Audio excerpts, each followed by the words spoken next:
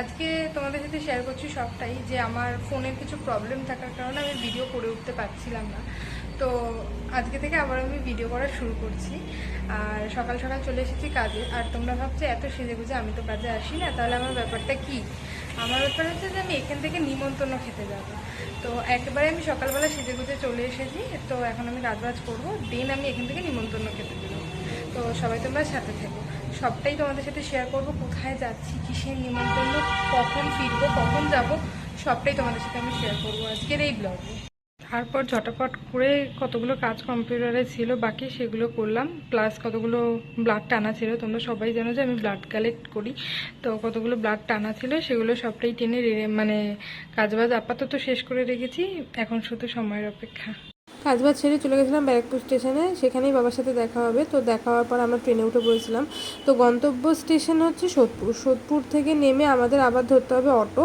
তো অটোতেও বসে পড়েছি। তারপরে আমাদের ঘাট অবধি গিয়ে ঘাটে নৌকা পার হয়ে ওপারে যেতে হয়। আমাদের মেজেঠুর বাড়ি, আমার মেজেঠুর বাড়ি হচ্ছে কন্যকোড়া, আমাদের কন্যকোড়েই যেতে হবে।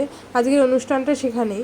তো আমার আজকে এক ভাইজির জন্মদিন, তো আমার ব্লগটা সেখানকারই ছিল। তো ঘাট টপকে ওপার থেকে আবার আমাদের অটো ধরতে হয়। এক অটোই আমার জেঠু বাড়ির সামনে গিয়ে পৌঁছয়। এটা হচ্ছে আমার জেঠু বাড়ি। তো জেঠু বাড়িতে ঢুকে দেখা সাক্ষাৎ করে চলে গেছিলাম হলরুমের বাড়িতে। এই সব গোছানো হচ্ছে। দুপুরের আইটেম ছিল, সকালের আইটেম ছিল, রাতের আইটেম ছিল, সব তারই তরিজুর। তো তারপর এই ছিল একটা পুচকি বনু, কি কিউট লাগছিল দেখতে।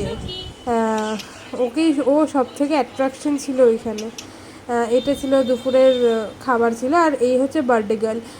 ও স্পেশালি স্কুলে ছিল বলে এতক্ষণ ওকে দেখানো যাচ্ছিল না, তবে স্কুল থেকে এসে রেডি হয়ে খেতে বসে পড়েছিল।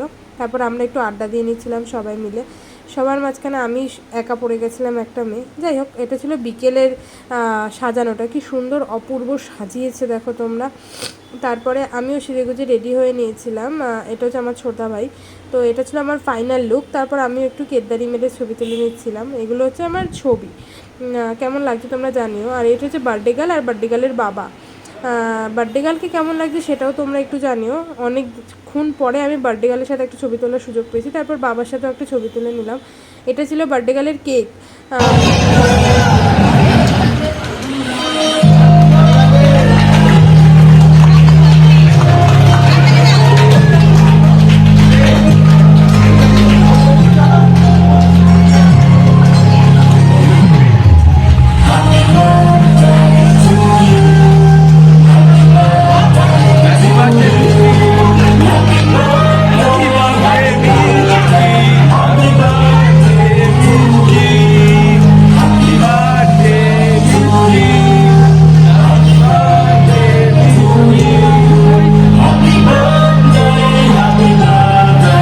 আমরা একটু ছবি তুলে নিয়েছিলাম, এই দুই দাদা, তার মাঝখানে আমি একটা ছোট্ট বোন, বুঝতেই পারছো। তারপর এগুলো হচ্ছে আমার একার ছবি ছিল, দাদা ছোট্ট ভাই তুলে দিয়েছিল সব, তার জন্য ভীষণ থ্যাংক ইউ ওকে।